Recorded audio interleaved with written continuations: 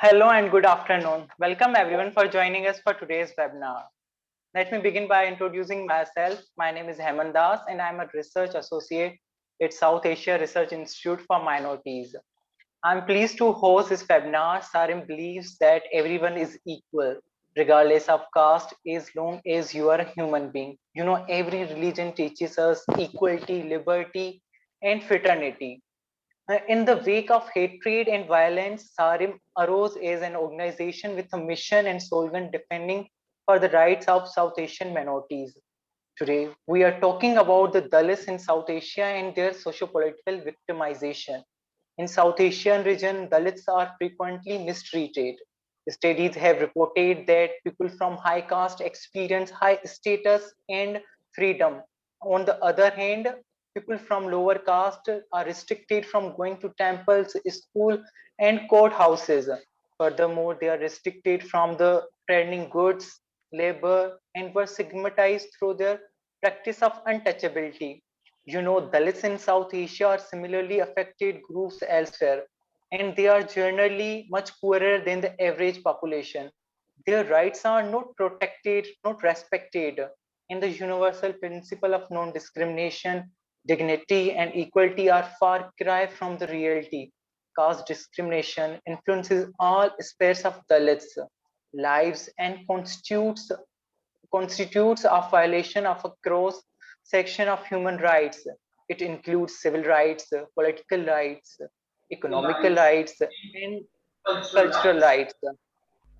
As a general rule, Dalits are denied political participation or where provision exists for Dalit political empowerment, exclusionary mechanisms often within parties, and at a local level, governance leave Dalit with a limited influence, such as threats, harassment, and even violence before election and at the election polls occur to prevent Dalits from voting or running from political offices. And we would want to hear your thoughts on this. Moving forward, we have a series of speakers from Germany, Nepal, and India. I would like to introduce these wonderful speakers to you. Our speakers are Dr. Goldie M George, Dr. Chandriya Gopani, and Mr. Subhajit Naskar, Mr. Florian Schybilski, and Ms. Sumitra Magrati. I would like to introduce our first speaker, Dr. Goldie M George. He holds a PhD degree in social sciences from Tata Institute of Social Sciences. He has been an activist for past 30 years, working for Dalits and Adivasis' right. His work experience ranges on various dimensions of anti-caste politics and resource politics. This could be understood as Dalit human rights, land rights, cases of atrocities, development politics, mining, displacement, and migration, and related issues. He is a crude activist, cultural thinker, and a organic activist. Dr. George is currently serving as one of the editors with Harvard Press, New Delhi. Now I would like to invite Dr. Goldie. Thank you very much for joining us today. Over to you, Dr. Goldie. I personally thank Dr. Khuram for chasing me back and forth whenever he wants me to speak. And I'm very, very happy to see you all again. Thank you, Dr. Khuram, once again. Let me first wish you all a warm Jai from India.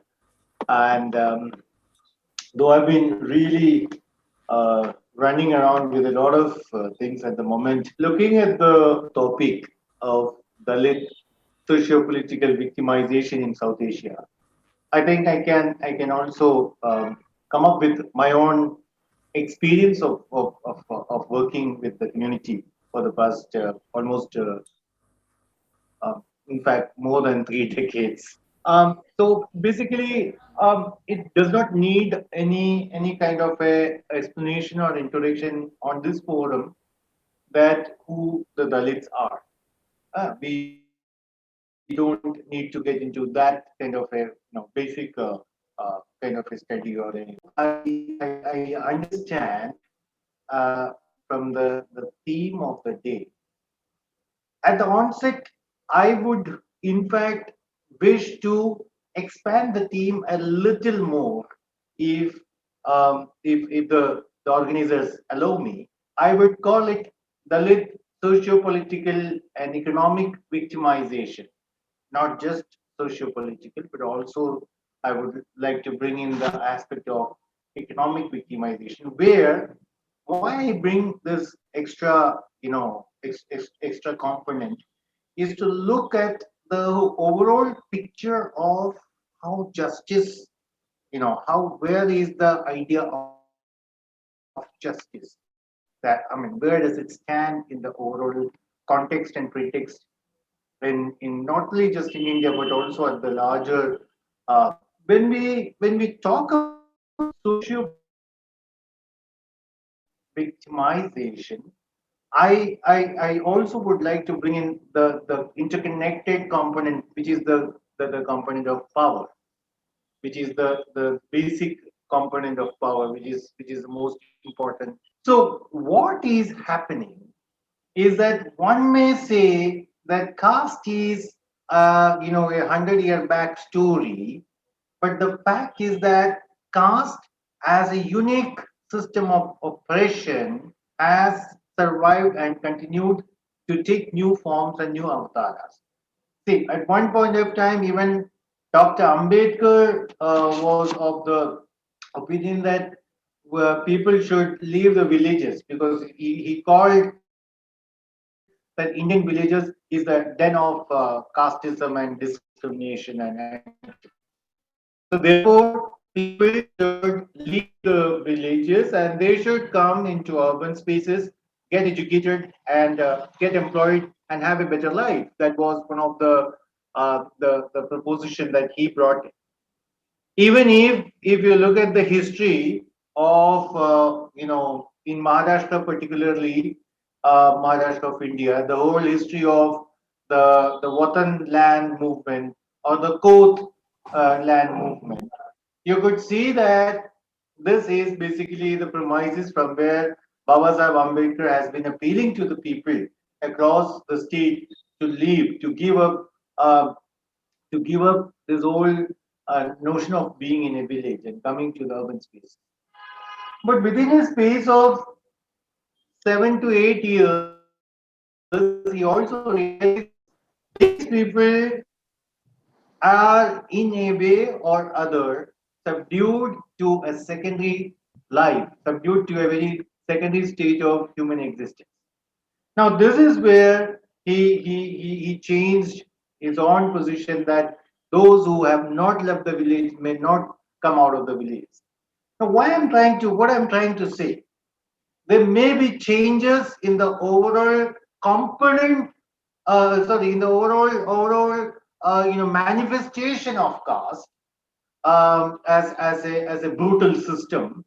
The socio-political and economic victimization of caste might have changed over the last 100 years because of the consistent struggles that people across the country fought for because of all the struggles. But the content remains the same. The content remains the same where the overall idea is still the same, which is in a way or other the concentration of power. So that's where now when I look at the overall component of concentration of power, so like a whole set of idea of justice, which should have, at least in the Indian context, which should have materialized with the constitutional mechanism, has not yet seen the light, till date. Now that is the context where I think the concentration of power becomes more and more, critical in the victimization process. And when we talk about socio-political and economic victimization, there are components that we need to also look at. For example, um, what are the deliverance that we have to give? I mean, how do we look at the overall question of operation? in the context of development. So one thing is like the whole approach and idea of development. What is the whole idea of development? Whether it is based on justice, equality, liberty, and fraternity, or whether it is based on the concentration of power and resources within a certain framework. The second part, which I understand is more related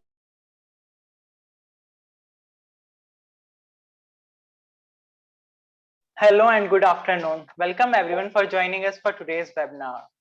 Let me begin by introducing myself. My name is Heman and I'm a research associate at South Asia Research Institute for Minorities.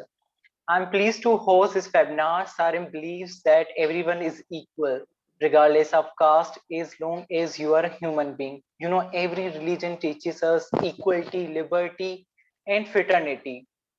In the wake of hatred and violence, Sarim arose as an organization with a mission and slogan defending for the rights of South Asian minorities. Today, we are talking about the Dalits in South Asia and their socio-political victimization. In South Asian region, Dalits are frequently mistreated. Studies have reported that people from high caste experience high status and freedom. On the other hand, people from lower caste are restricted from going to temples, school, and courthouses. Furthermore, they are restricted from the trading goods, labor, and were stigmatized through their practice of untouchability. You know, Dalits in South Asia are similarly affected groups elsewhere, and they are generally much poorer than the average population. Their rights are not protected, not respected, and the universal principle of non-discrimination, dignity, and equality are far cry from the reality. Caste discrimination influences all aspects of Dalits' lives and constitutes a violation of a cross section of human rights. It includes civil rights, political rights, economical rights, and cultural rights. As a general rule, Dalits are denied political participation or where provision exists for Dalit political empowerment, exclusionary mechanisms often within parties, and at a local level, governance leave Dalit with a limited influence, such as threats, harassment, and even violence before election and at the election polls occur to prevent Dalits from voting or running from political offices. And we would want to hear your thoughts on this. Moving forward, we have a series of speakers from Germany, Nepal, and India. I would like to introduce these wonderful speakers to you. Our speakers are Dr. Goldie M George, Dr. Chandriya Gopani, and Mr. Subhajit Naskar, Mr. Florian Schybilski, and Ms. Sumitra Magrati. I would like to introduce our first speaker, Dr. Goldie M George. He holds a PhD degree in social sciences from Tata Institute of Social Sciences.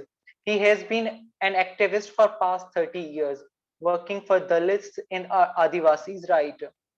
His work experience ranges on various dimensions of anti-caste politics and resource politics. This could be understood as Dalit human rights, land rights, cases of atrocities, development politics, mining, displacement, and migration, and related issues.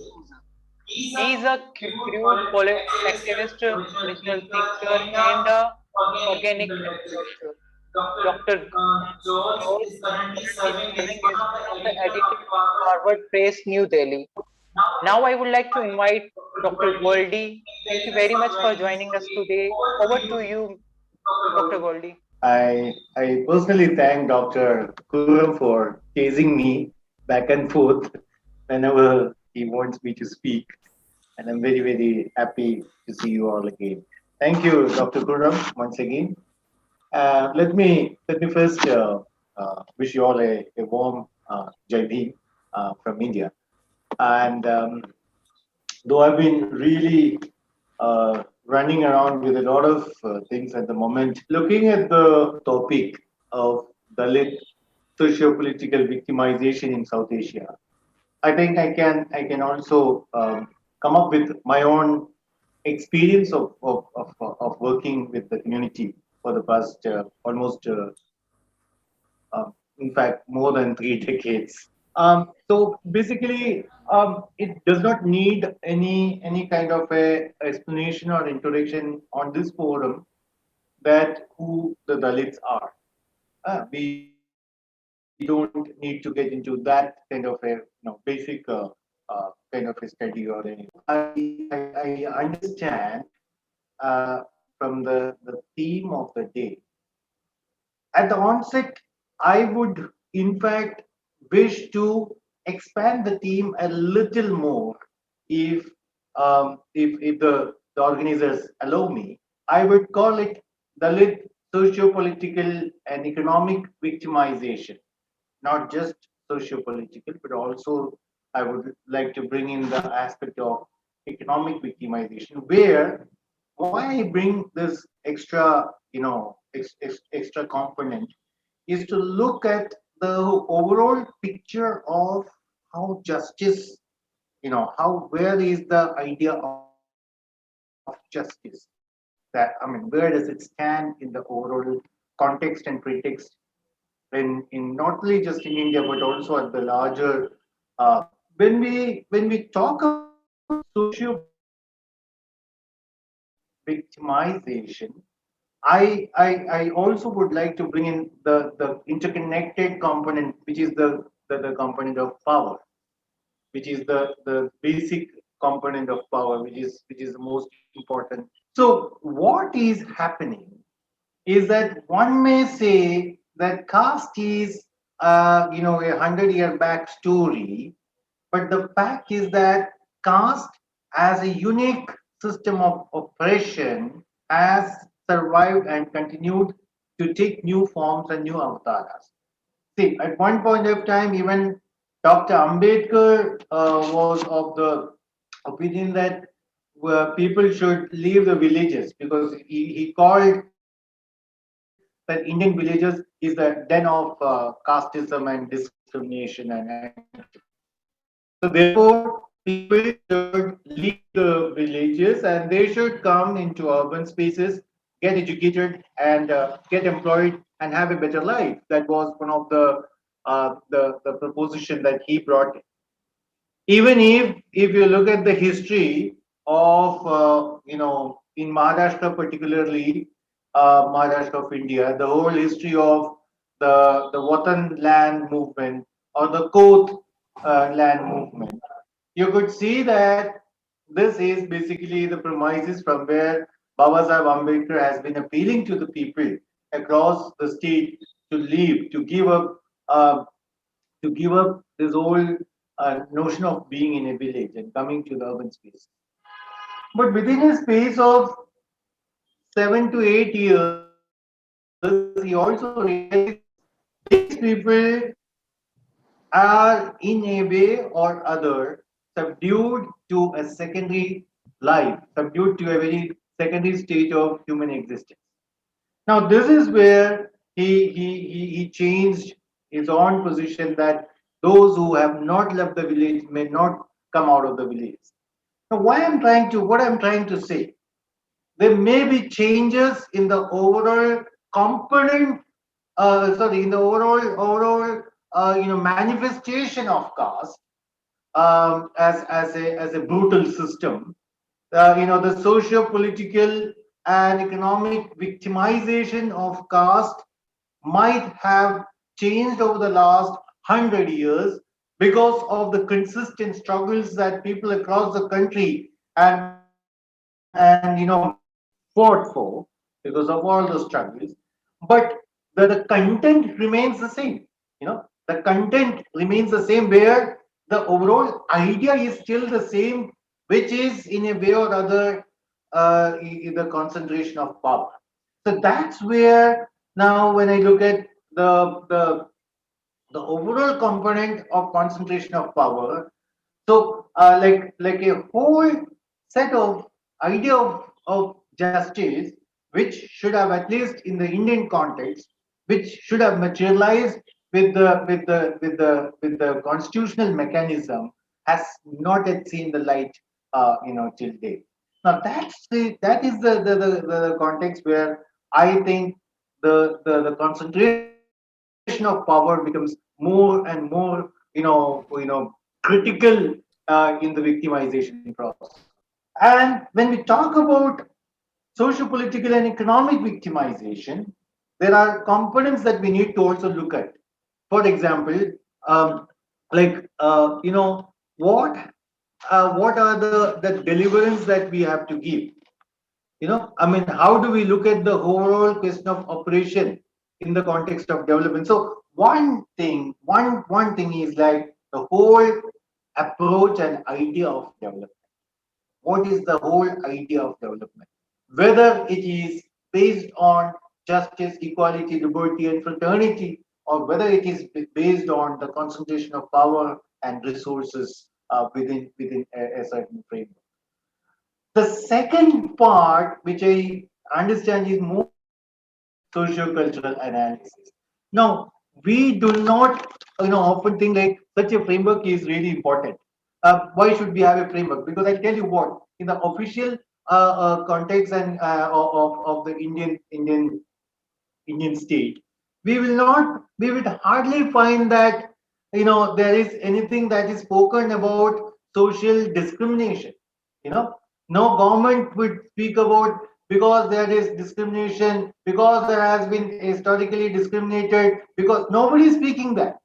People speaks of a certain pattern of development without addressing the fundamental questions of discrimination, without addressing the fundamental questions of social analysis. And there is where there is a whole. Now let me also put a blunt statement that the South Asian history of quote unquote caste, the South Asian history of caste has been, I mean, across the times, across the ages, it has been always purposive, and it was never inclusive.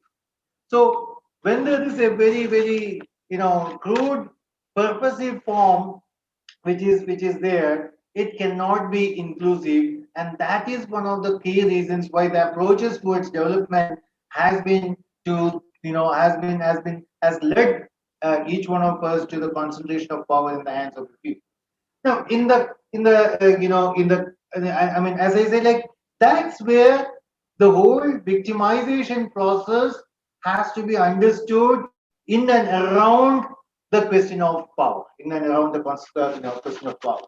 Now, uh, I mean, when I use the term power, it is social power. So there is the social capital, which is basically the caste system, the caste mechanism, and there is the political power, which is welded based on your social,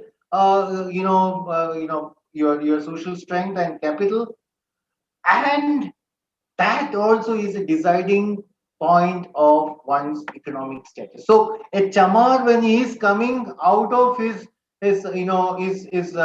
historical traditional job of peeling the skin, or working with the skin hide, that is not acceptable to the mainstream dominant caste society, to the Brahminical fabric of this society. Now, one new aspect will be the component of knowledge. So, at least for the last 3 decades, one could see a large number of Dalit and Adivasi and backward classes students and youngsters coming into universities, getting degrees, getting doctorates, walking out of the universities and getting employed in different spaces. But that knowledge which is generated to this entire group of spectra is not understood or considered as knowledge. So the idea of power is still extended to the construct of knowledge. Knowledge is also right now deconstructed in order to suit the frames and formats of the power brokers of the Brahminical system. Now, so the power, both as a social socio-political domain and the power as knowledge is being applied. And when a dominant section of the society applies this power, it is to maintain their status quo.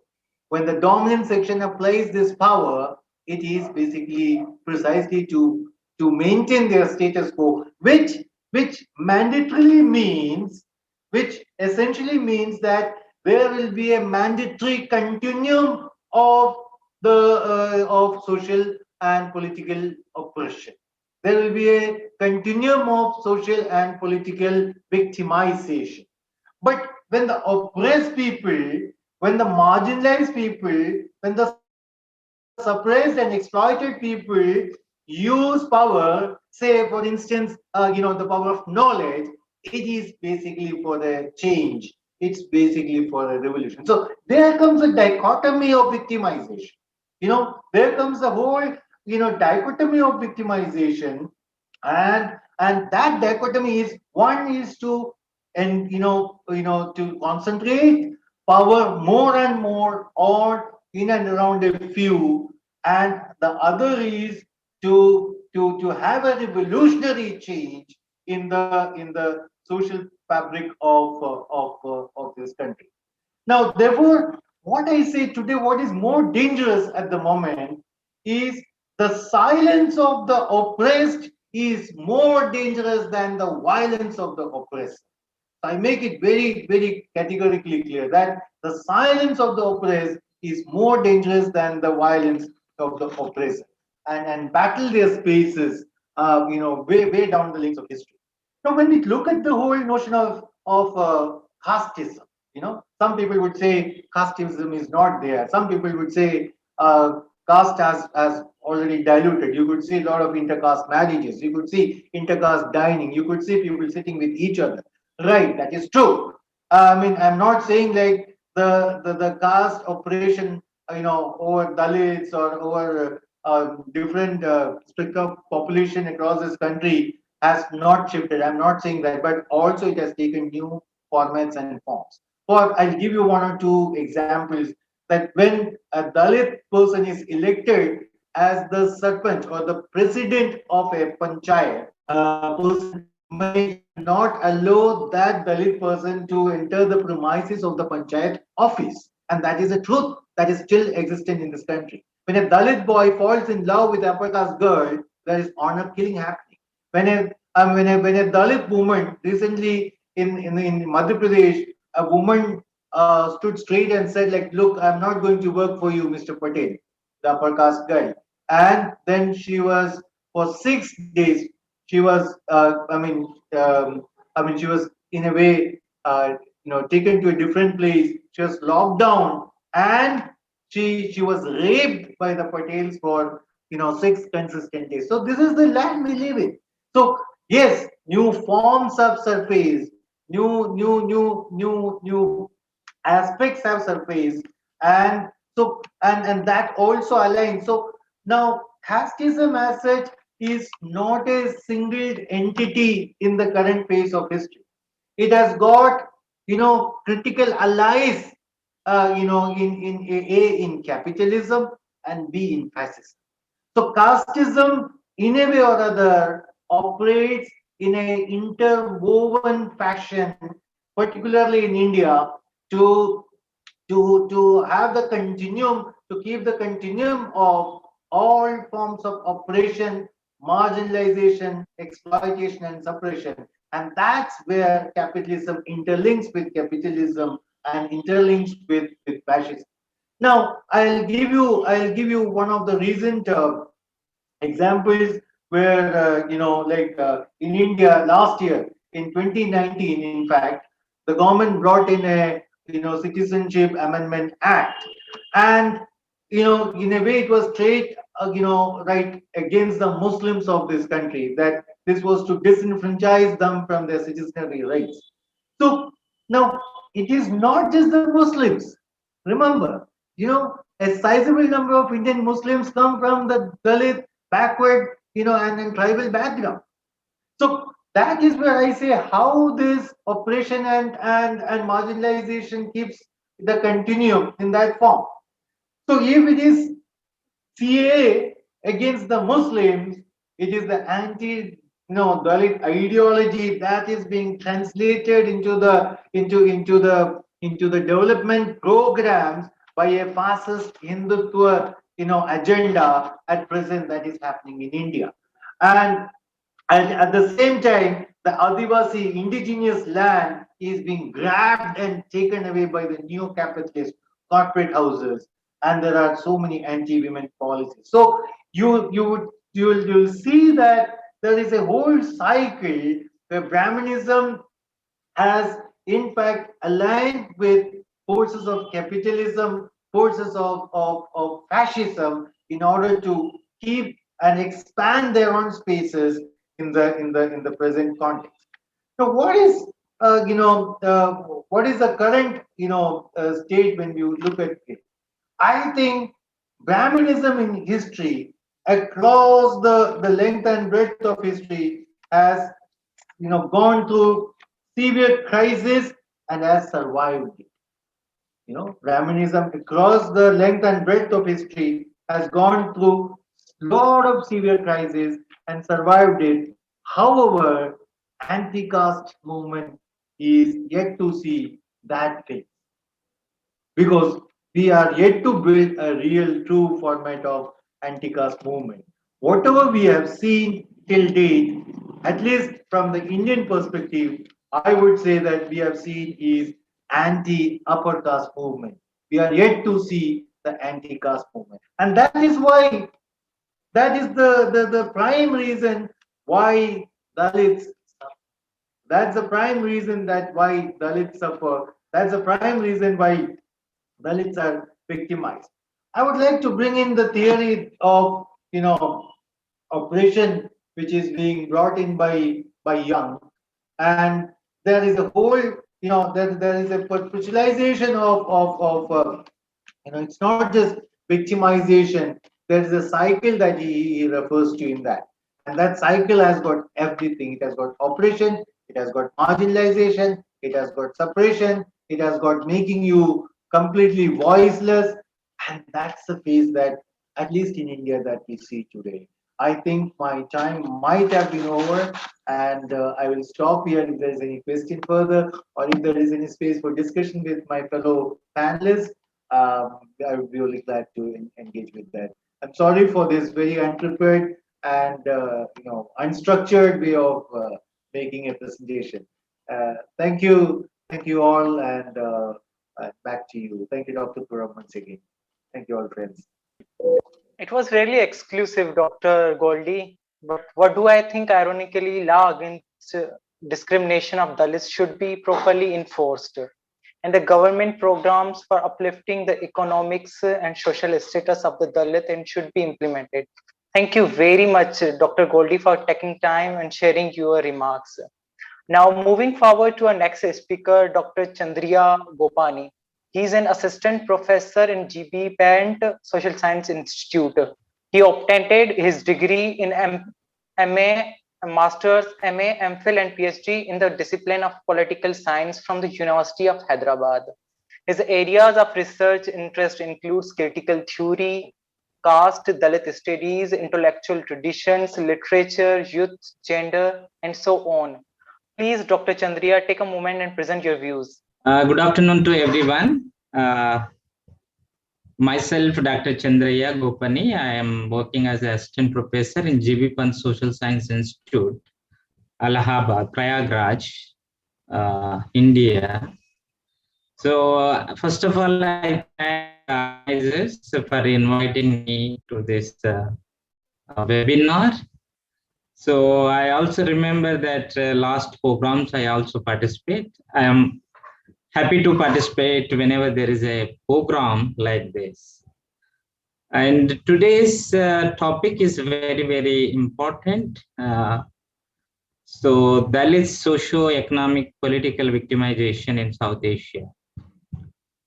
And when we talk about the Dalits and their situation in South Asia, or in particular in India, we have to talk about caste. Without talking about caste, I think we can't make sense of the status of the Dalits, whether it is in South Asia or in India, anywhere. So therefore, talking about caste is very important, understanding its implications, how caste determines the economy, politics, everyday relationships. So Dalits are there around the world now, because you could see Dalits around the world in UK, US, anywhere, because they have spread it. So, and caste is also spread it precisely because the Brahmanical forces also spread around the world. So because there is also Ambedkar famously said, whenever an Indian, particularly upper caste, goes to anywhere outside of India, if he is not carrying anything, he will certainly carry the caste. So that means caste spreads. So that's where you could see the reports. You take any reports from the global organizations, both NGOs and other organizations, you could see the same situation more or less in Nepal, India, even Sri Lanka, even Pakistan also. So I could read some of the literature. In Pakistan also, Dalit situation is also same. So therefore, since I am located in India, I talk about more in India. In my reading, through my research, my observations, so I would say that the caste system, the Brahmanical social order, hierarchize the human beings. It not only hierarchize, it's a graded hierarchy. So one is below, one is above. So thousands of the castes are, any two castes are not equal. So therefore, the very victimization starts with the caste structure. So therefore, in a caste structure, in the Brahmanical social order, there is no concept of human. There is a concept of hierarchical human relationships. So therefore, the concept of human, because in caste system, you're born as a low caste or higher caste. You can't born as a human being. So that is the kind of conception that Brahmanical system imposed and continue to legitimize through their so-called holy scriptures. So inequality is legitimized, justified through scriptures. Because I don't think so any religion, whether it is Islam or Christianity, definitely there are inequalities, discrimination in each religion, in whether it is Islam, Christianity, Sikhism, any religion. But in particularly in Hindu social structure, inequality, discrimination, victimization is justified through scriptures. And this is something very, very, very fundamental to understand the caste system and its justification. And there are many forces in modern India in 21st century, and they are justifying this social order. I think throughout India, throughout Indian history, while there is a Brahmanical forces which justifies this kind of hierarchical caste structure, in order to discriminate, victimize the marginalized communities, lower communities, particularly Dalits, including even women and the Shudra communities, OBC communities. And the Dalits are they are the worst victims of the caste system. They are the lowest. Throughout Indian history, from the Buddha to even Ambedkar, even further after independence through Kanchiram, there are many anti-caste struggles.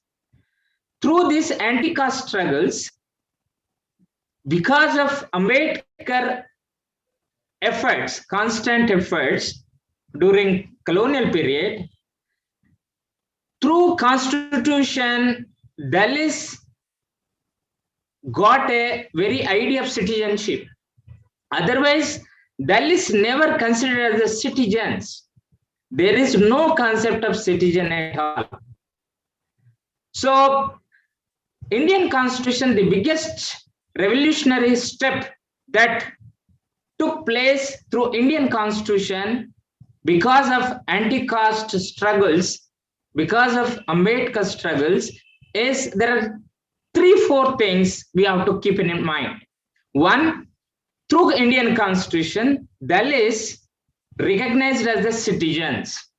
That means as a human beings, equal human beings. There is nothing like hierarchy through Constitution. Second, the Constitution adapted Constitution adapted rule of law. And before Constitution, there was a concept, caste is a rule. Of course, today also, while we have an Indian Constitution, today also in majority of the part of India, caste is a rule. If you cross the caste rule, you are attacked. You are even killed. And there are many conflicts. There is many ways victimized. You could see many incidents that are reported through electronic media, print media.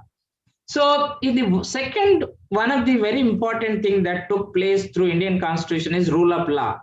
At least on paper, rule of law applies to everyone, upper caste and lower caste. The third thing is question of representation, because I think today, if you want to talk about Dalits in education, employment, politics, Constitution recognized the representation of Dalits through reservation. Otherwise, Dalits do not have any choice of getting represented. After 70 years independence India, Dalits only have one means to enter into institution, that is reservation. Otherwise, Dalits are never allowed to enter into institutions. So you could imagine what happens to their education, employment, and political representation. Because caste system, in essence, denied 3 things to the Dalits. It is denied the very existence of the human, but in precise, it denied education, social order, denied education, property, and weapon to protect themselves. When these 3 things are denied, I think the group that is becoming more vulnerable throughout Indian history. These 3 things, education, right to get knowledge, right to become a ruler, representative, political representative, right to protect themselves, comes only through Indian Constitution. I think these things, how these are practically implemented in the ground, we have to understand. Take for example, in COVID crisis also, in pandemic crisis also, there was a huge return migration problem, because India experienced, I think, throughout world, they have seen through electronic media, print media, how the central government and state governments failed to provide minimum facilities to the millions of the migrants when they have announced the lockdown. Who are these migrants? majority of the migrants who are suffering in the lockdown in pandemic time, or majority of them, they are come from the marginalized communities, particularly OBC, Dalits communities. Dalits are suffering like anything. And if you see the in pandemic time, they lost their jobs, and there is no hope to get back, because the crisis is so deep, and you could see how Indian economy is performing. This whole crisis is seriously affect the Dalits. And because there are reports that within the vaccination time, and from Bangalore, there was one report in newspaper that Brahmins community is getting a special vaccination. So it seems there is a caste-wise vaccination that shows within the pandemic human crisis, so how caste play a role. And also from Telangana, there are reports that when Dalits arranged for cold patients, when they have arranged a shelter, and in the entire village, nobody was coming to that shelter, precisely because it was arranged by the Dalits. So that means within this pandemic crisis, caste, it has its deep structures. And when Dalits, one of the Dalit began to distribute food to some village people. In the village, the upper caste, they refuse to take food while they are going starving. So that means they can go to they can starve, they can't tax the Dalits. So they are instead food, they are asking, if you want to give, you can give money, not food. So that is the kind of caste structure in which the Indian society is living. So at society level, there is a caste violence, and caste violence, caste itself is a violence. Caste itself is a violence. When it may take atrocity form, it may take humiliation form, it may take killing form, it may take different forms. But one has to recognize that caste itself is a violence. As long as there is caste exists in whichever form, violence is taking place. Violence is bound to take place. So in the institutions, see, for example, in higher education, people say that Indian higher education is expanding, becoming more inclusive. Take, for example, all the IITs, IIMs, and central universities. What is the representation of the Dalits and the Adivasis and OBCs, marginalized communities? Though there is a reservation policy in some of the IITs, IIMs, they have not even recruited 2 to 3%. Now, how you can imagine what kind of inclusiveness exists in the IITs, IIMs, which are claimed to be the top meritorious institutions in the Indian higher education system. And moreover, there are suicides of the students.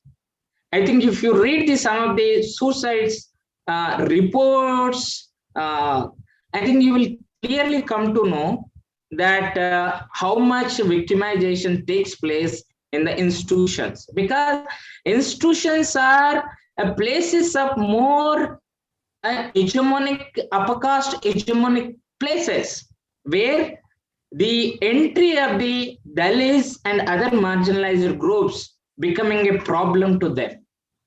So that's where Indian universities, higher education institutions are yet to democratize to include these marginalized communities.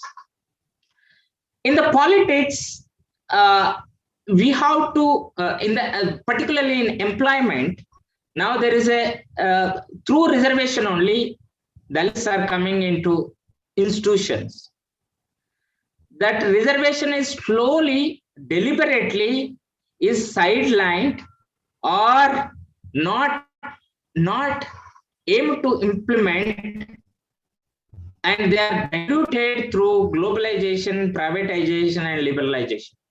And most of the government institutions are now getting privatized. When they are privatized, Dalits can't have a representation. So that means whatever little representation that they have in the public institutions are really become a declining. And in the future, the kind of government, central governments and state governments, the way they are taking decisions clearly shows that Dalit representation in the institutions drastically decline. And in the third, in the politics, because you have to remember the Pune Pact between Ambedkar and Gandhi. Gandhi as a representative of the Sanatana Dharma, Ambedkar as a representative of the Buddhist vision of egalitarian society. In the politics, I think today Dalits are suffering because of the Pune Pact. I think what Kanshiram invoked in his writings, Chamcha Age, clearly indicate that because of Pune Pact, Gandhi never allowed to have proper representation to the Dalits. I think Dalits forever,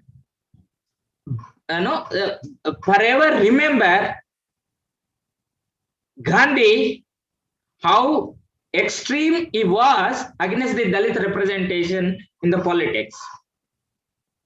So Congress, now today BJP, all the ruling parties, whether it is Congress, BJP, even including the communists, when it comes to Dalit representation, what happened in the Bengal, West Bengal? They claim that they have ruled for 40 to 50 years, but there is no proper representation to the Dalits, other marginalized communities. That means, including the communists, they never given a proper representation to the Dalits in the politics. And because of Pune Pact, because of Gandhi and his opposition to the representation to the Dalits,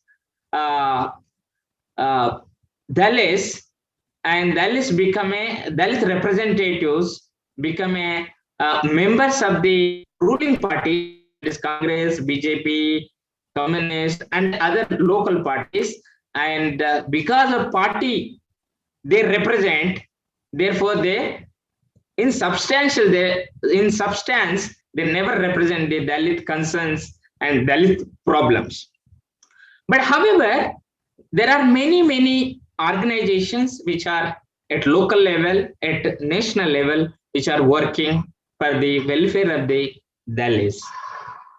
But however, I would say that Dalits in the education, though there is some visible representation, there is no proper representation in the education system. And the education system, because the kind of education system that we have become inclusive in its syllabus, in the composition of the faculties. Because remember, recently there was in Kharagpur, there was a big incident where a faculty, upper caste faculty, was abusing Dalit students in the class itself, online class. They are abusing in such a way that students lose their moral ground. And because imagine if there are no Dalit faculties in the institutions, what kind of how students will get supervision? Who will supervise them? Because of these problems, and many dropouts, many PhD scholars, they are leaving the institutions. They are leaving the institutions. And because of these problems, and many dropouts, many PhD scholars, they are leaving the institutions. And because of these problems, and many dropouts, many PhD scholars, they are leaving the institutions. And because of these problems, and many dropouts, many PhD scholars, who who become a dropouts in their higher education precisely because of structural problems. So what Ambedkar said is there is a long way to go. Unless to improve the Dalit situation, so we have to have the program to annihilate the caste, because caste is the essence of the Hindu structure, Brahmanical social order. If you take out the caste, the Brahmanical system are empty. What is Hinduism, Brahmanism, if there is no caste? Because Brahmanism, Hinduism focus on the caste. Caste is the essence of this ideology. So that's where Ambedkar, Phule, and even Kanshiram and all the anti-caste thinkers, I think even including Jogendranath Mandal, who was the a great leader both in Pakistan and in India, will be remembered for their sacrifice and struggle against the caste system. So therefore, unless we have an agenda to annihilate the caste, it is very difficult to uplift the Dalits. And today, there is a need of global solidarity in South Asia, because since there is a caste is spreading throughout the globe, there is a need of global solidarity through academics, research, activism, through various forms. There is a need to fight against the caste discrimination, so that you could we will see some sort of mobility and empowerment of the Dalits. So with this, I stop here, and thanks for this opportunity. Thank you very much. Dr. Chandriya, you really highlighted the current issues of India, which we rarely get to hear about it.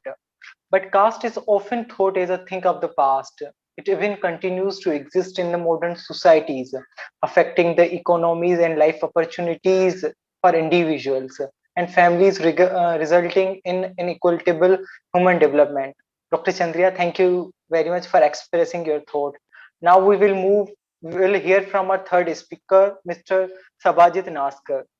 He is an assistant professor in the Department of International Relations at Jodhpur University. He has done his MPhil from Jawaharlal Nehru University. His research of interest are on debates on secularism and communalism in Dalits, politicals of Muslims, minority in India, Dalit in politics, contemporary India, etc.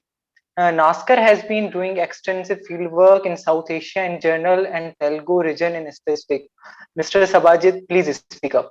So I come from a place which has a great link with Pakistan, basically. So I thought of basically linking that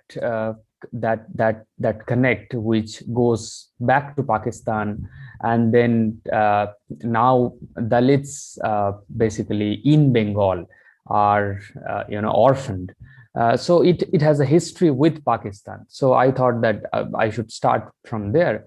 So since the topic goes like this, that the way Dalits are being victimized in South Asia, but today the way Dalits are being victimized, it's a global story.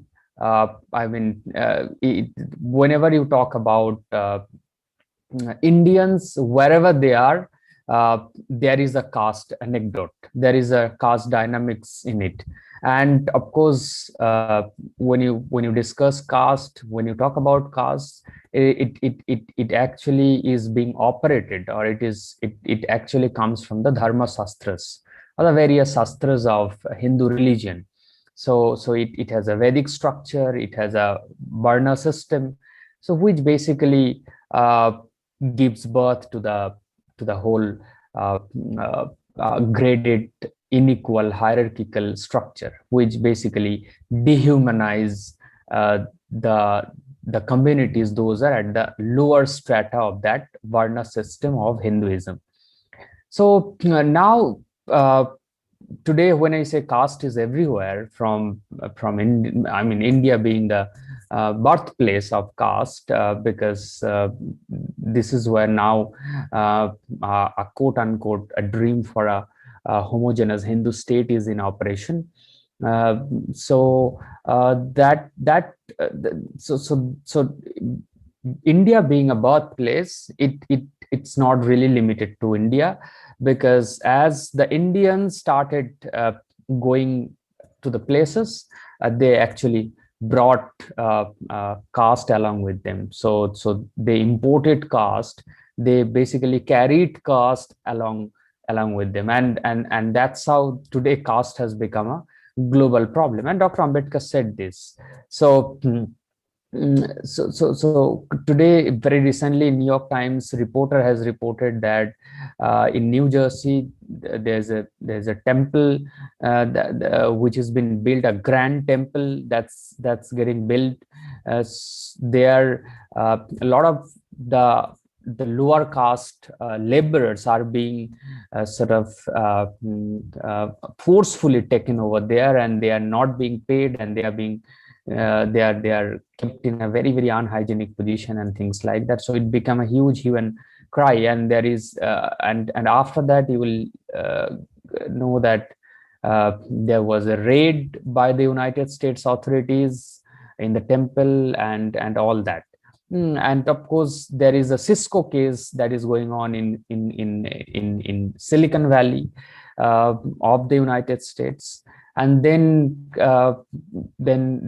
it was a huge hue and cry in United Kingdom when there was caste discrimination, and Dalits basically in United Kingdom, they became very, very, very happy when somebody like the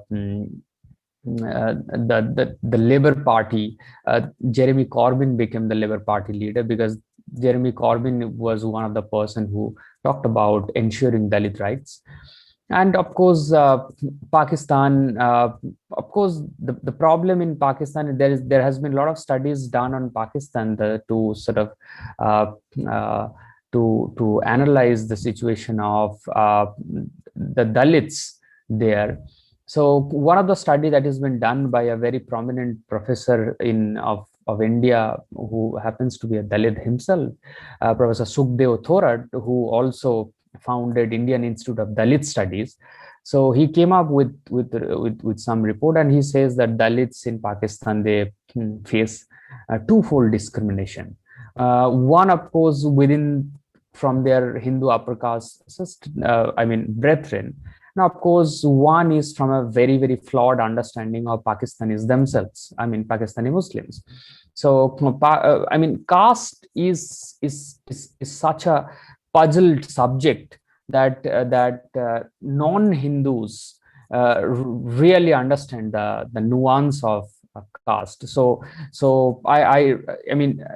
it's really very difficult to blame the Pakistani Muslims to understand caste, because they think that Hindus probably, largely that's the case. Of course, many thanks and congratulations to Sarim that this discussion is happening along this line. But then largely in Pakistani society, they really understand the dynamics of caste within the Hindu religion.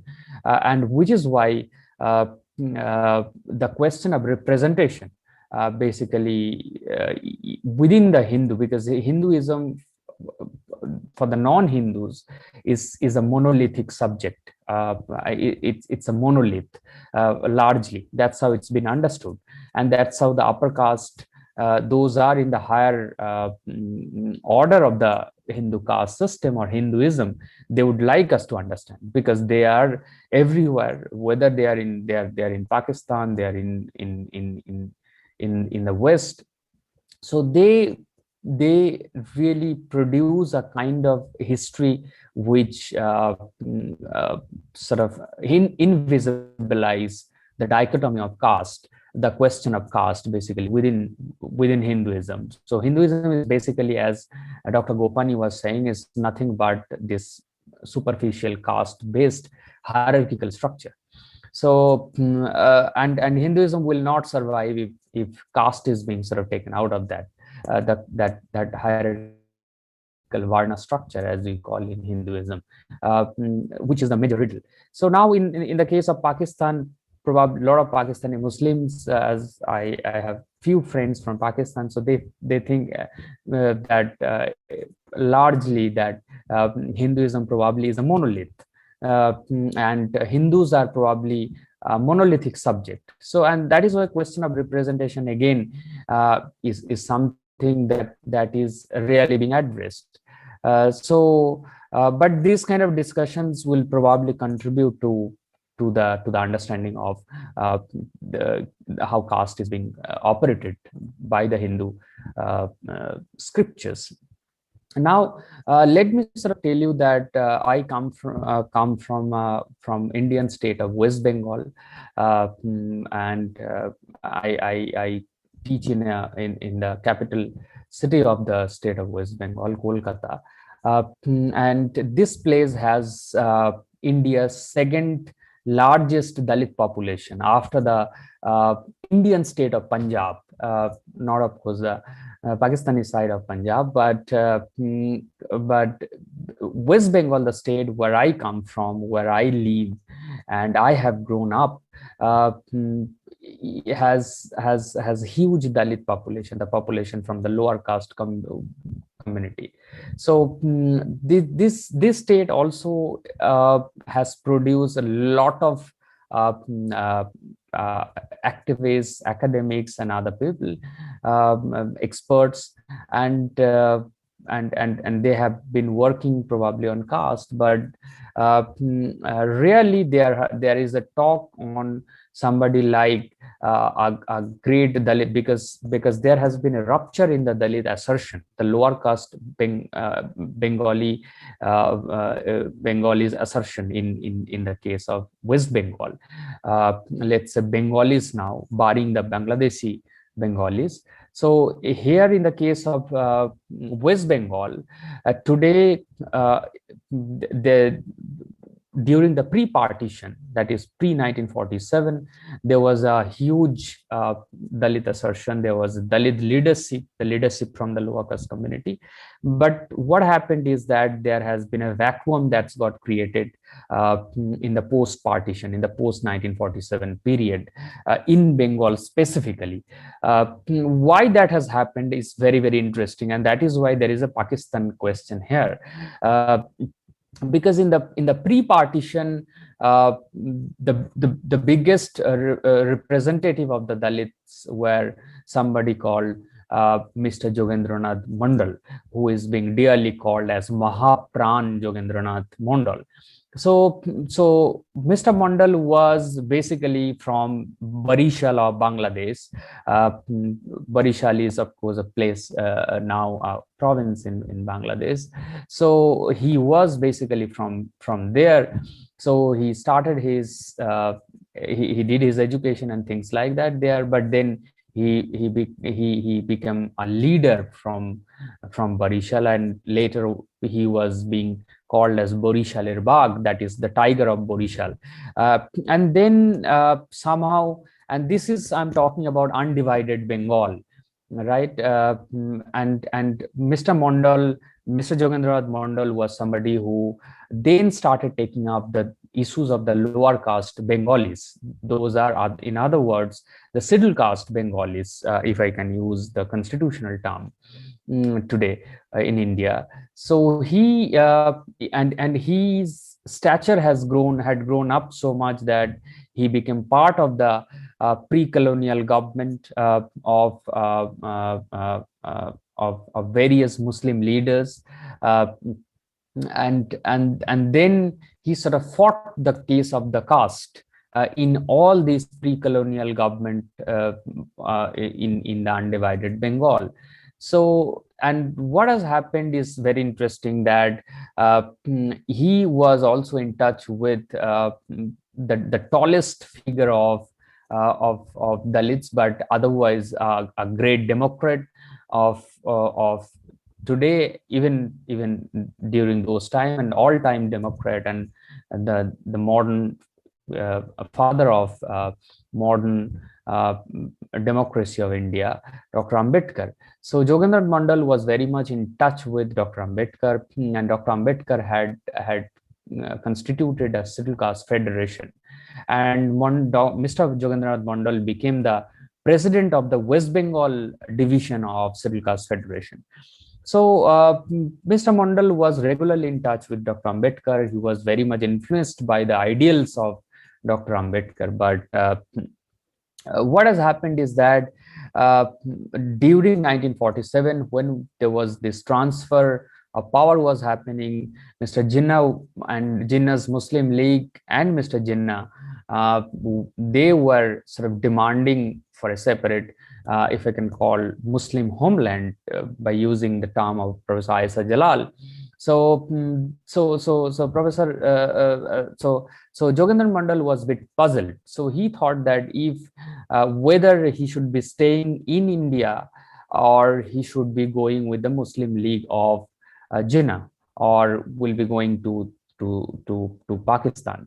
So Jinnah was being told that the Dalits' interests would be safeguarded more in Pakistan rather than in, if I can say, in Hindu India. So there was this puzzle that where the Dalits' interests would be safeguarded, whether it's in Pakistan, the Muslim homeland Pakistan, or quote unquote Hindu homeland India. So this was the kind of thought process that was going on in Jogendranath Mandal. And Mr. Mandal then decided to go with Pakistan. So he left for Pakistan and became the first law minister of Pakistan, and also labor minister of Pakistan, was a great friend of Mr. Jinnah. But then he was quickly disillusioned with the way his own people, the lower caste Bengalis or lower castes who are being treated in Pakistan. So he got a bit disillusioned and he came back to Bengal after a few years, and then he wrote a resignation letter to the then Pakistani Prime Minister Liaquat Ali Khan, and basically showing the concerns. It's a long letter that how, for example, the minorities' lives are not being protected, or their concerns are not being taken into consideration, or basically more specifically the concerns of the lower caste Hindus. I mean, the lower, when we talk about lower caste, they are not basically Hindus, they are out of the Hindu fold, they are being called as untouchable. But I'm just purposefully saying this to articulate the point. Now what has happened that Mr. Jogendranath Mandal comes back from Pakistan, comes back to Bengal, and now Bengal is no more the undivided Bengal. Bengal has become West Bengal, and the huge chunk of other place became, I mean, was with the with, of course, which was called as East Pakistan then. The eastern part of Pakistan, where a lot of Bengali stayed, and of course there was the 1971 story and things like that. But the point is why Jogendranath Mandal is very important, because Mr. Mandal was the first person, first Dalit leader, the tallest Dalit leader of undivided Bengal, who talked about Dalit Muslim unity, who talked about the unity and solidarities of the marginalized caste, the caste those belong to the lowest strata of the Hindu structure, Hindu fourfold structure. So Jogendranath Mandal came back to Bengal, and he started again experimenting new kind of politics to safeguard the interests of the Bengali Dalits. So, but then he fights few elections in Bengal, but then he loses all the elections, and later he was a broken man, and he had a mysterious death after that. So so post Jogendrath Mandal, there has been a huge vacuum up till today in West Bengal, even in Bangladesh, where there's a lot of Dalits staying. So in the case of Bengal, the biggest lower caste populations are being called as basically Matuas. Those are not really Matuas, but then they are called as Namasudras. Matua is their religion. So Namasudras are the people. Those are, of course, have been the victim of untouchability, and their leaders, Harichand and Guru Chand Thakurs, they came up with the Matua religion, which was against the Hindu rituals, which was the Vedic culture and the Hindu worship and things like that. But from 1947 onwards, the aspirations of the lower caste Bengalis are not being taken into consideration. And there has been very marginal representation of the lower caste within the outside the Hindu system. Very recently, there's a largely three phase in West Bengal politics. One is, of course, pre-communist phase, and which is dominated by the Congress, and then comes the communists themselves, who basically ruled for more than 3 decades, and then there is a post-communist Bengal that started in 2011. Somebody, woman leader called Mamata Banerjee, becomes the chief minister by defeating the communists, the 3 decades old communist rule. But the problem with all of this rule is this, that Bengal, being one of the very progressive cultural land of India, very successfully invisibilized the aspirations and the question of caste or the caste representation. So in other provinces of India, there will be stories of caste-based violence, caste-based atrocities, caste-based murder, caste-based rape, but similar stories at that length would really be heard from Bengal. Does that mean then that it does not happen? Those incidents do not happen in Bengal. It very much happens in Bengal. But then, since in Bengal, the Dalits are basically in the post-Jogendrath Mandal period being orphaned after his death or after he left for Pakistan. So Dalits have kind of lost their voice through the political landscape of Bengal. So this is basically something that is the case of West Bengal, where I basically come from, and none of these government setups in the West Bengal's case basically have never taken into consideration the question of caste representation or the representation question, and which is what largely the fight in India and across the world, that as much as Hinduism is not monolith, Hinduism is caste ridden. So it's basically caste based structural system, where you need not you should take the question of representation into consideration. So in the case of Bengal, the Dalit agency, the agency of the lower caste people, those are untouchable castes, are not being taken into consideration. Very recently, even they are being systematically, those are being called as Dalits, are being systematically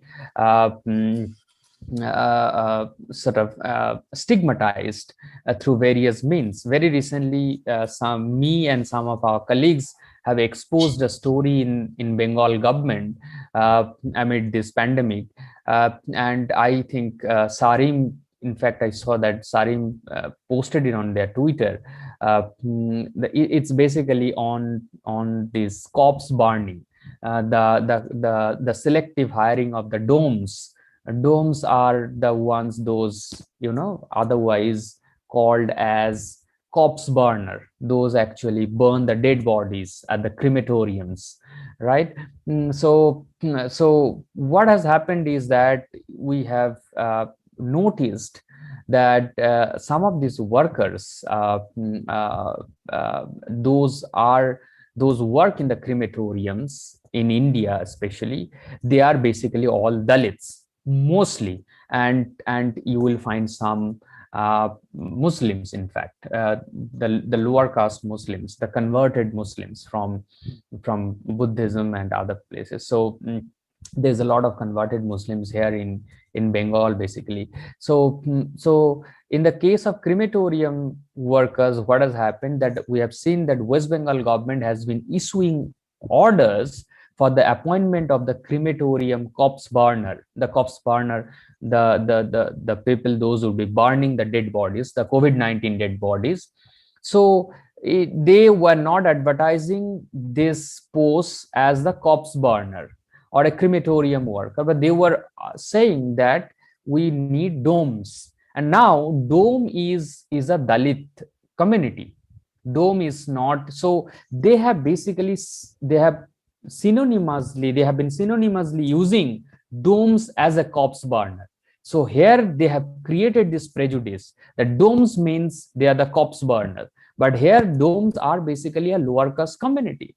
So this is a kind of stigmatization of the Dalits. Those are happening in an institutionalized way, because these are the orders where the Dalit communities are being synonymously used as a crematorium worker or a corpse burner, which is hugely insulting, deeply humiliating, and it has huge segregationist tone in these orders. So we sort of took that up, and in fact, it became a huge hue and cry, especially in the okay. So just 1.5 minutes. I'll just conclude, and probably I'm concluding. So this is basically the case of Bengal, where the question of caste is being invisibilized by the upper castes, academicians and others, and that is where there is this danger, because when you stop addressing caste, so the experiences and the social lives of the Dalits are not being really taken into consideration. So this is basically a place where there is a lot of discussion about Bhadralok, Chotolok, and things like that, the gentleman, and so there is a huge segregationist society out there in Bengal. I'll discuss that later, but this is largely what I had to say. Thank you. And yet Dalit face as many as over 200 different form of caste-based discrimination and practices of untouchability. Even today, in rural South Asian societies, Dalit live in a life as an actual or a preserved untouchable. Thank you for voicing your opinion. I really appreciate it. Now we will move to our second last speaker, Mr. Florian. He is an associate fellow of TFG funded research training group minor cosmopolitanism at the University of Potsdam, where he also holds a position as a lecturer at the Department of English and American Studies. His PhD thesis tentatively titled is Dalit attempts to locate different material, ideological, and practical sites of resistance to the threatened cultural inshores of Dalit and lower caste under narrowing notions of what it means to be Hindu and Indian. Mr. Florian, please go ahead and speak on this subject. Today, I won't have a presentation to show you, but I'll put some words over my head to allow you to perhaps more easily follow my argument. So the question that I'm asking today is Indian modernity a casteless modernity?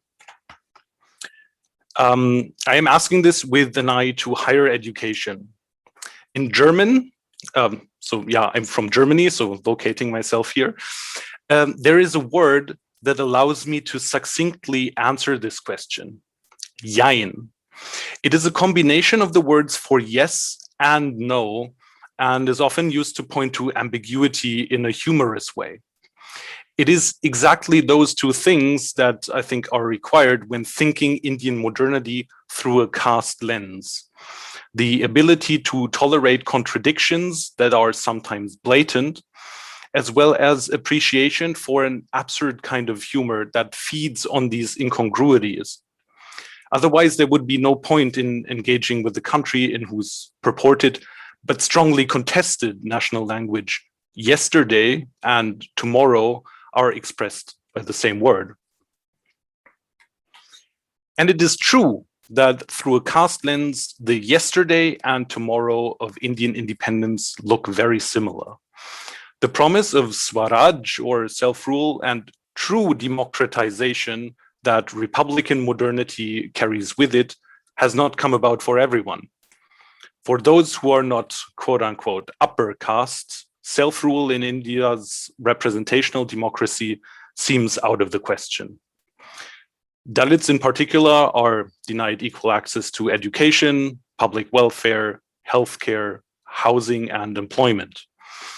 Instead, hegemony is exerted specifically by Brahmins who have gained influence under British rule as the colonial administrative elite and who have managed to naturalize their position of power as part of the Aryan myth of identity that racially separates purportedly low and high castes. They exert political, economic, and cultural dominance in both yesterday and tomorrow of independence. On the subject of the Aryan myth that links India and my own country, I can only recommend comparatist Dorothy Figueroa's book, Aryans, Jews, and Brahmins, Theorizing Authority Through Myths of Identity, where she also addresses the role of Phule and Ambedkar in resisting this. What has, however, come about is the Republic of India as a state that, on paper, is secular, even socialist, with the constitution outlawing the practice of untouchability and caste-based discrimination on the state's side. Still, the post-independence political sphere continues to be dominated by the Brahmin elite, maneuvering the majority population into a minor position by means of political democracy rather than social and economic democracy, in which those groups facing caste-based discrimination only acquire worth. Sorry, I lost the line here.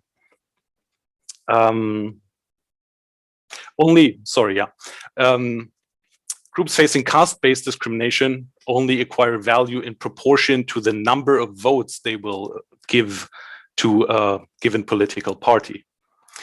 As an aside to anybody who is looking for a good entry point to discuss this problem of electoral economics with their own students, the 2021 Tamil film Mandela will prove a great resource as it formulates a national allegory speaking about a barber being trapped between the two parties in his village. From the position of the conscript to the Indian nation who remained subaltern, this raises questions that are provocative, especially when asked by a white European academic like me. Independence from whom and for whom? Caste hierarchies are thus staying very much in place, despite affirmative action provided via scholarships, reserved seats in the education system, and quotas in government jobs for those historically wronged. Those who have been afforded positions of power thanks to their caste privilege, giving them access to, for example, English medium schools, university degrees, and social networks that help secure entry into programs abroad, internships, and well-paying jobs are consolidating their status by enforcing the endogamy that lies at the core of caste. Contrary to notions of caste as this old pre-modern thing, I must say it does not get old. because it is actively reshaped and reinforced every day. In the more recent context of Hindutva nationalism, Anantel Tumde, who has meanwhile been arbitrarily imprisoned under the draconic Unlawful Activities Prevention Act, has called this a republic of caste. Without going into the details of daily atrocities meted out against Dalits and their families, as well as against anti-caste activists and academics, such as the Bhima Koregaon 16, that are designed to keep anti-caste assertion at a minimum, this would be the part that answers no to the question of Indian casteless modernity. In the second part of this talk, I am looking at the figure of the quote-unquote casteless Indian, with all the incongruities attached. In the sense I am using the word here, casteless Indians are, of course, not actually casteless. Dominant castes who enjoy privileges accordingly have an active interest in posing as casteless to suggest that caste as a pre-modern institution had run its course, that it had become insignificant as a category of difference, and that Indian republican modernity had thus paid its dues to its conscripts. Instead, they propagate notions of their success in academia and beyond as individual achievement that is detached from any question as to what role caste might have played in it. This makes sense within the ambit of meritocratic ideologies gaining a firm hold in India's mainstream with the forced liberalization of its markets in the early 1990s. Claiming castelessness through sentences such as, "I don't follow caste," or "I don't even know my caste," is a move to preemptively immunize oneself against potential challenges arising out of these merit-based ideologies that would otherwise hold the chance to at least question the established order. Please don't get me wrong, I do not advertise neoliberalism as a way to a more equitable society, but simply want to point to a theoretical possibility. These challenges remain of a theoretical nature thanks to the incongruity inherent in this type of self-fashioned casteless Indian. On the one hand, there is discursive detachment and distancing from caste and associated privileges. This goes so far that casteless Indians turn caste against those facing discrimination by affirming their own modernity vis-a-vis, for example, Dalits, whose coevalness is denied and who are portrayed as an quote-unquote unmodern other.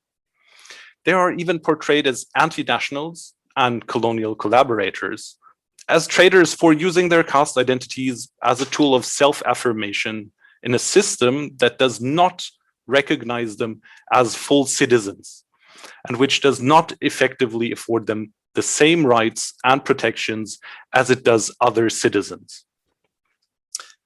Here, the alleged pre-modernity of caste seems to lie specifically with its visibility, which openly and rightly challenges narratives of India's national modernity as casteless, and any discussion of which threatens to expose carefully concealed caste privilege.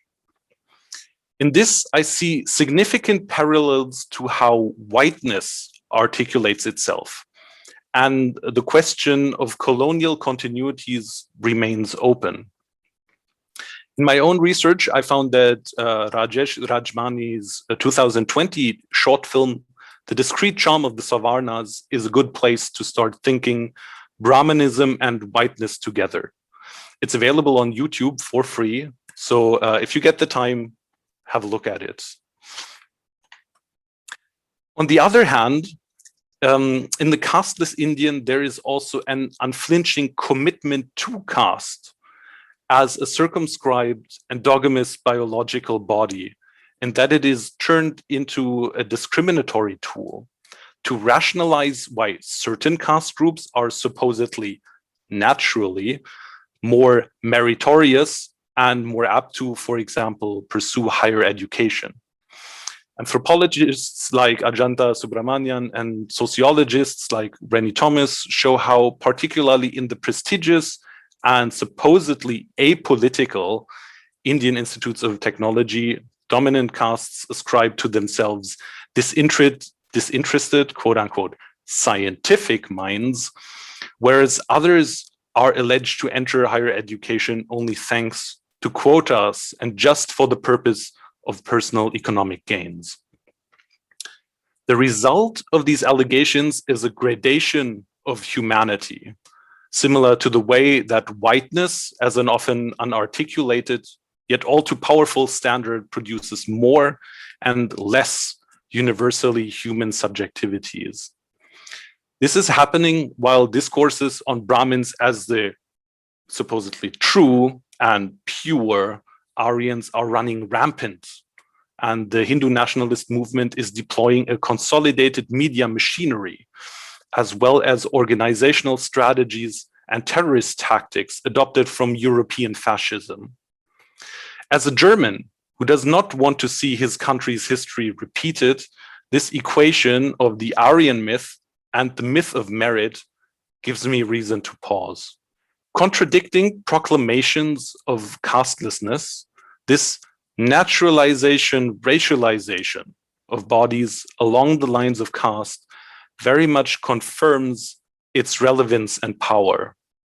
So, yes, there is an Indian casteless modernity, albeit one that is casteless in the way that neoliberal modernity tends to be colorblind, by closing its eyes to historical inequalities and individualizing achievement as stemming purely from personal traits and hard work that interact to produce merit.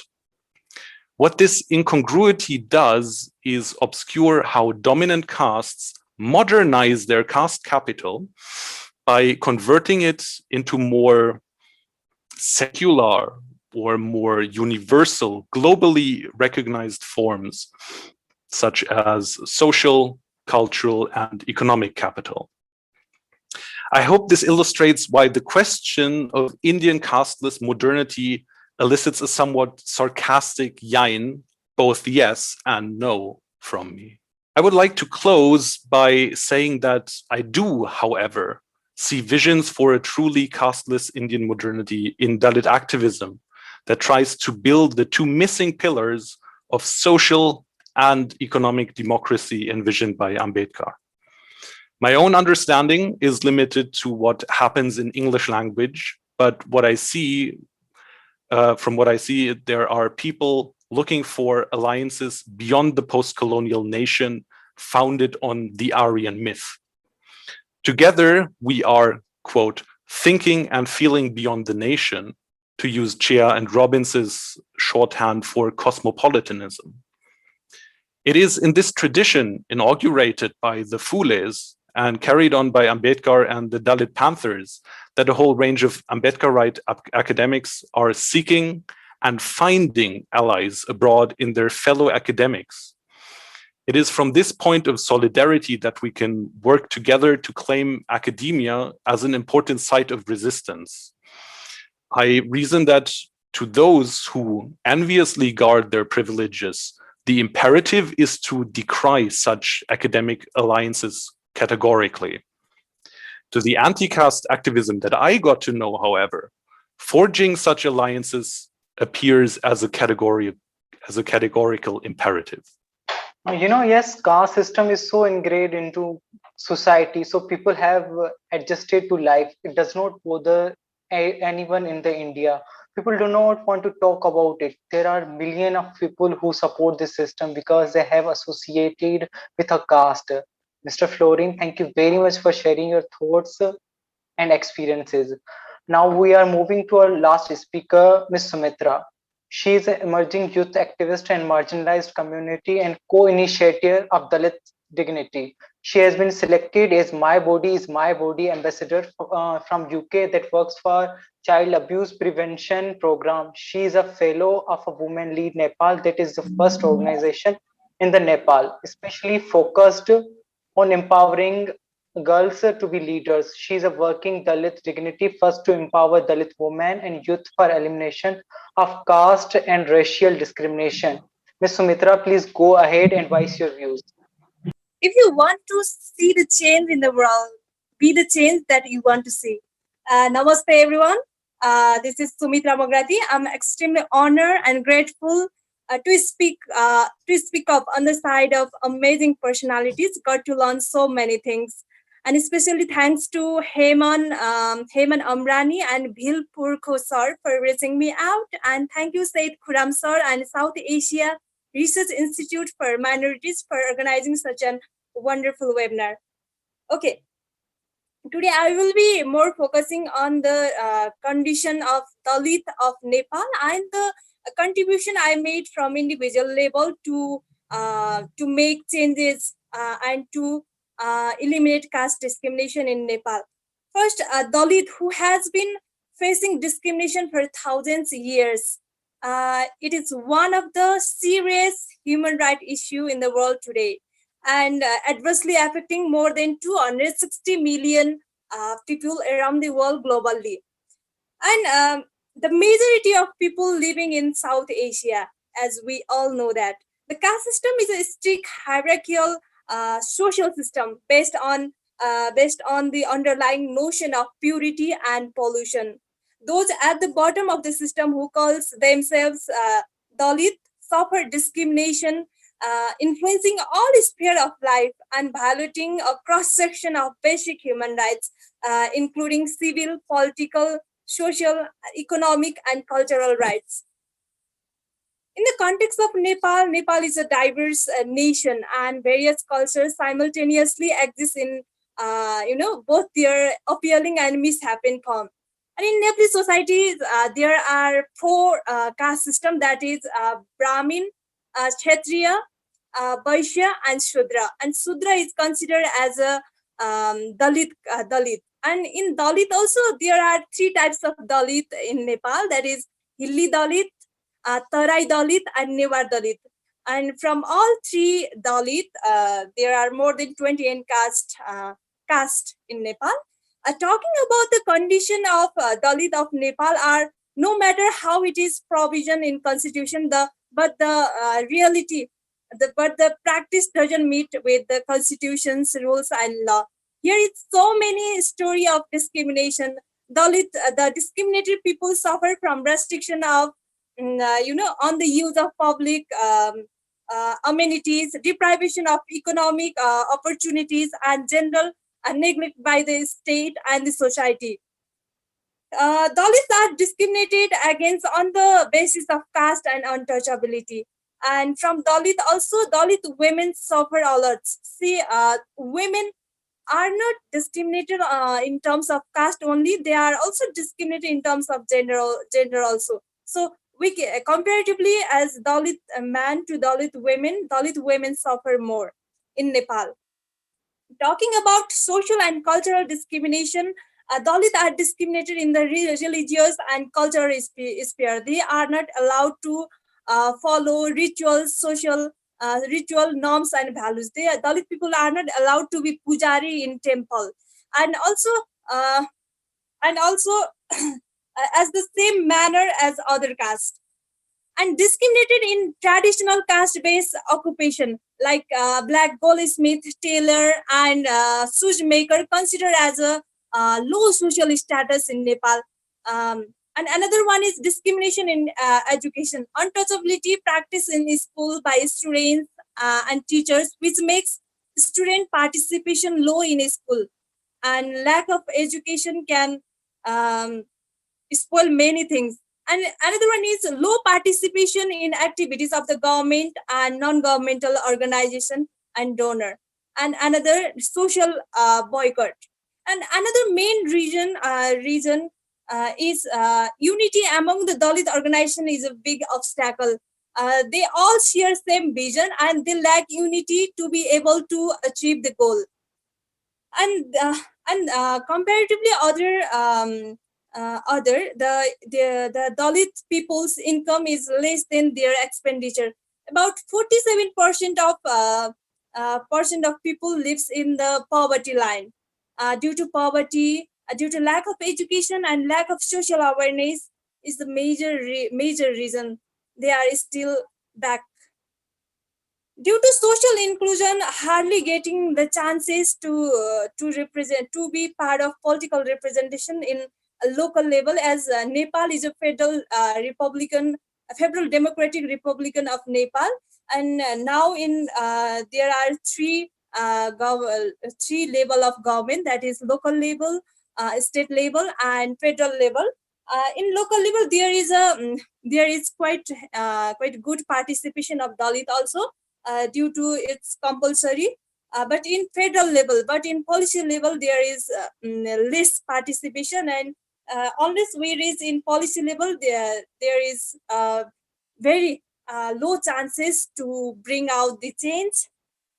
And most of the academic and political person also debates about the representation have so far focused on number, not on capability and all. They are focused in only number. And the nature of human is that, especially in Nepal, if Brahmin is dominating Kshatriya dominate Vaishya, and Vaishya dominate Sudra. And Sudra also finding to whom I should dominate. This is the main problem. And Nepal caste system continue to cross and kill the Dalit. Caste discrimination in Nepal is costing Dalit their lives. Even 9 years after the enactment of caste-based discrimination and untouchability Act of Nepal 2011, discrimination against Dalit remains prevalent and enduring.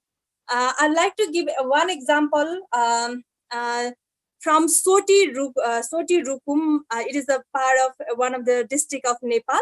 There, Dalit youth Navaraj Bika and his friends were lynched. Navaraj had been seeing the upper caste girl whose family disapproved about their relation, and in that incident, Navaraj, along with his friends, were badly killed because the lower caste boy was seeing after the higher caste girl. In the name of love, in the name of sexual exploitation, many Dalit youth has lost their lives. And me, along with 3 other youth, initiated Dalit Dignity First.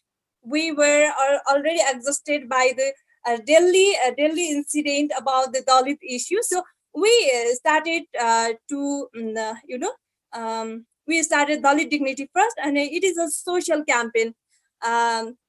We wanted to be enrolled, but that incident was happened during the pre-COVID. So we started it virtually, and the main objective of Dalit Dignity First is that we are trying to create a common ground to Dalit and non-Dalit youth from different background of Nepal to empower each other and to encourage to eliminate caste discrimination.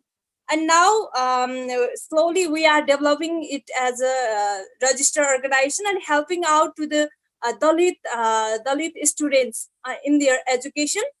I also belong from Dalit community. To be honest, I'm the first one in my family who is pursuing master degree. And I have faced many discrimination during my schooling, college, and different area.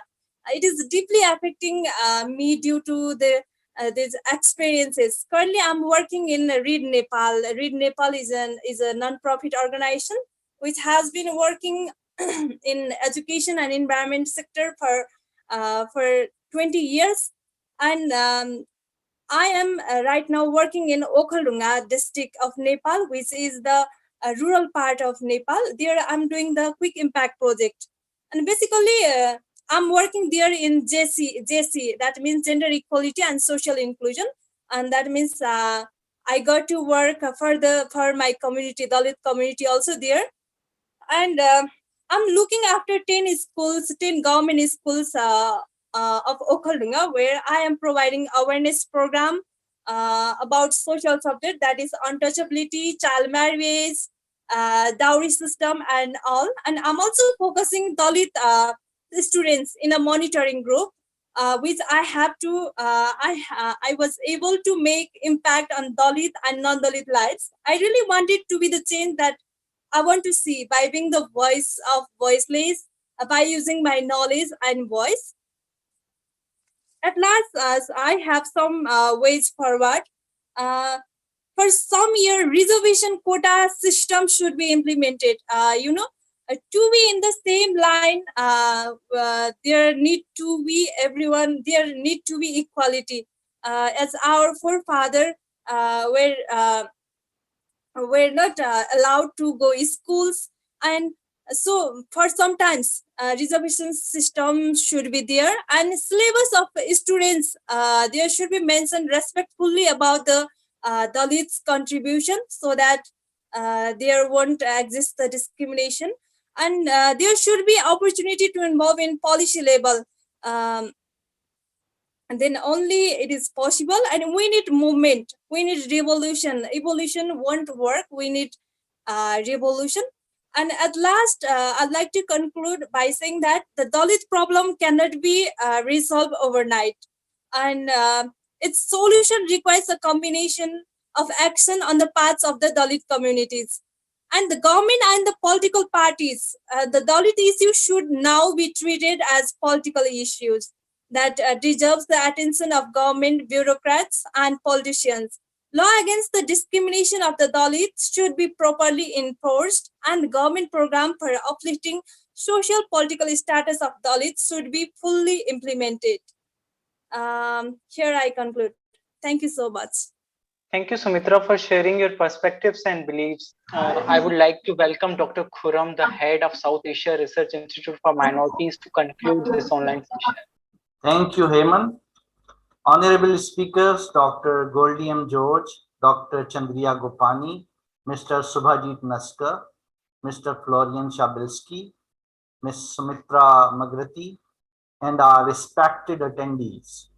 It is an honor and privilege to have been asked to conclude this wonderful session. In fact, the webinar's goal of identifying the nature of discrimination suffered by Dalits in South Asia and studying its scope has been well accomplished.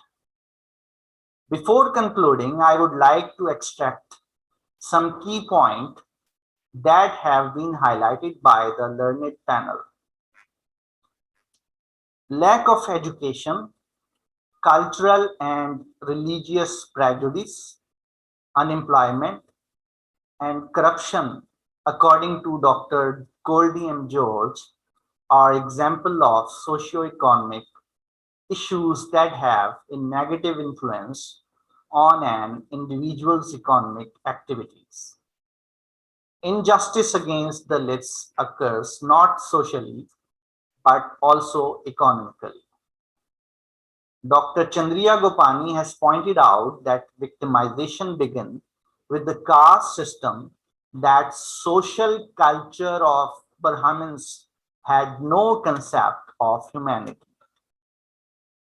They only have upper and lower caste, and caste structure was justified by Brahmanical forces in order to discriminate against and victimize the disadvantaged and lower castes.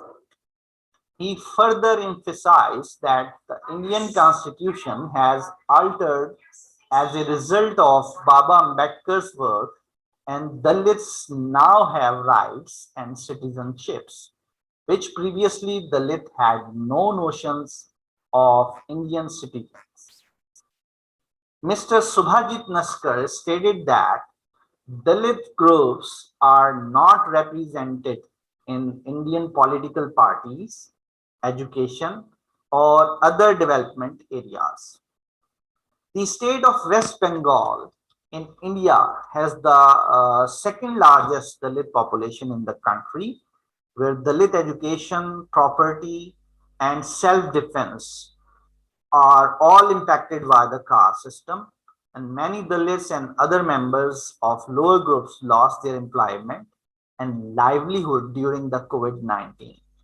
They are in the midst of a crisis and prejudice.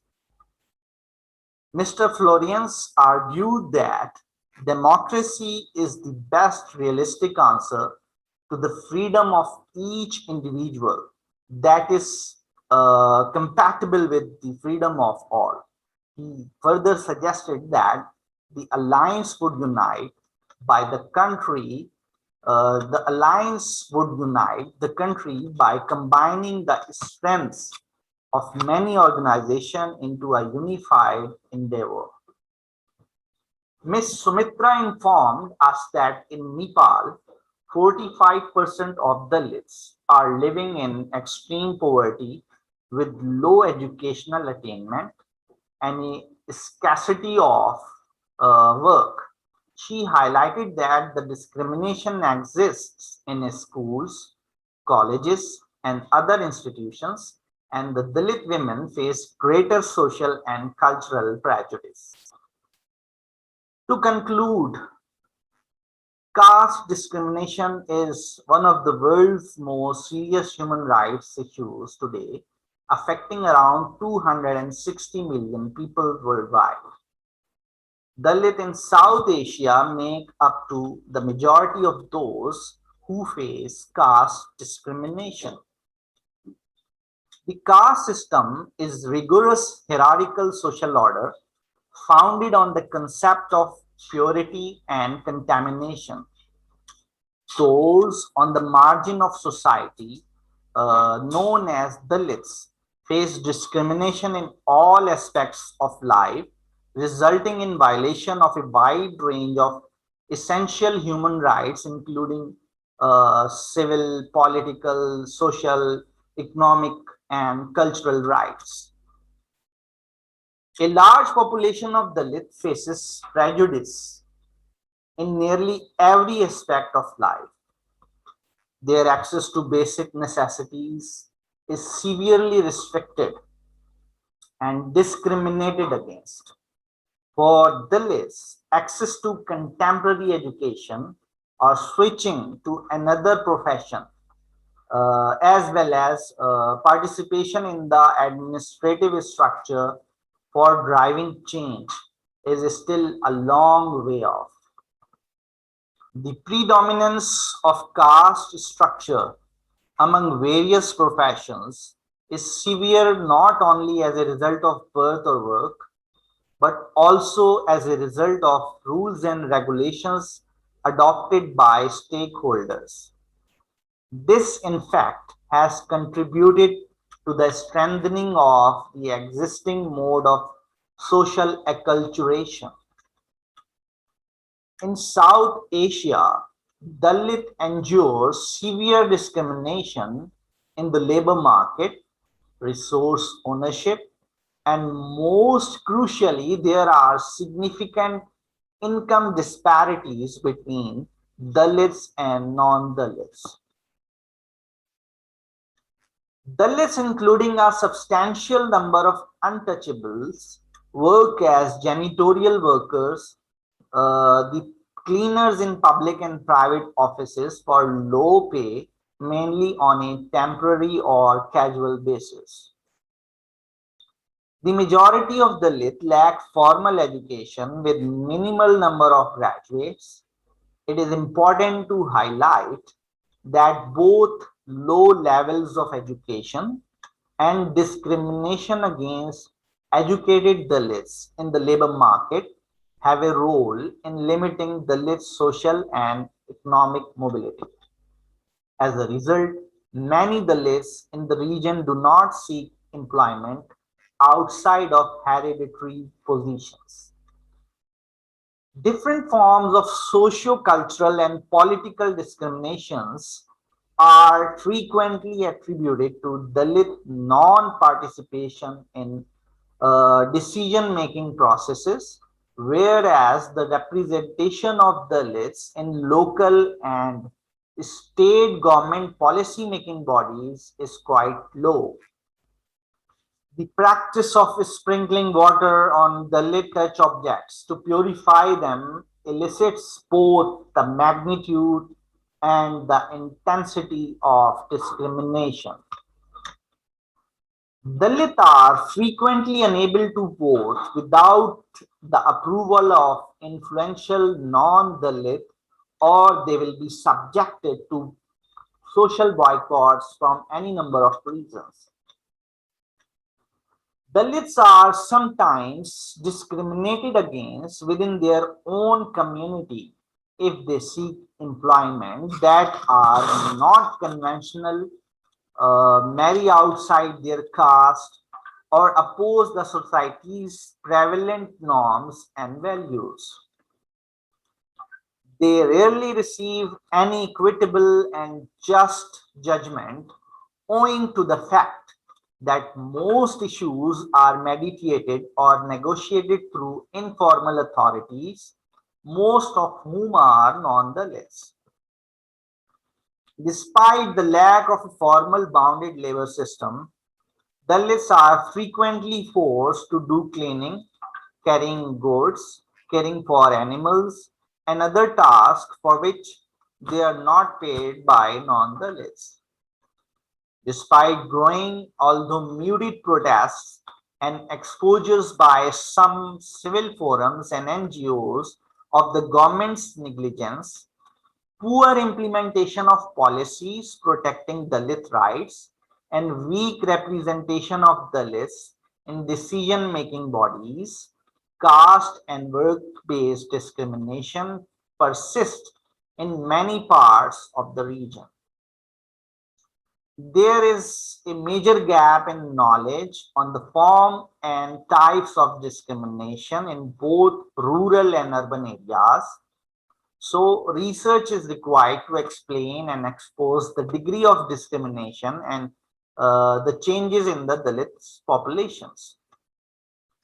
So any mapping of legislative and institutional frameworks for the protection of Dalits should be followed by an assessment of how well government processes and the administration of Dalits for justice are working. The fundamental issues in India and other caste affected countries is the implementation, the chronic lack of law enforcement and non-application of special laws and policy measures where they exist have little effect other than the paperwork, which is frequently utilized as a showpiece by administrations. As a result, in addition to necessary initiatives to improve the formulation of laws and policies for Dalit rights, their protection and equal participation in development, the monitoring and evaluation of effectiveness of existing legislation and policies must be incorporated as a part of development or human rights strategies. According to the draft UN principles and guidelines, all states have a duty to acknowledge discrimination based on work and descent and to take all necessary constitutional, legislative, administrative, budgetary, judicial, and educational measures to eliminate and prevent the discrimination based on work and descent, and to respect, protect, promote, monitor, and enforce the human rights of persons who are discriminated against because of their jobs or ancestry.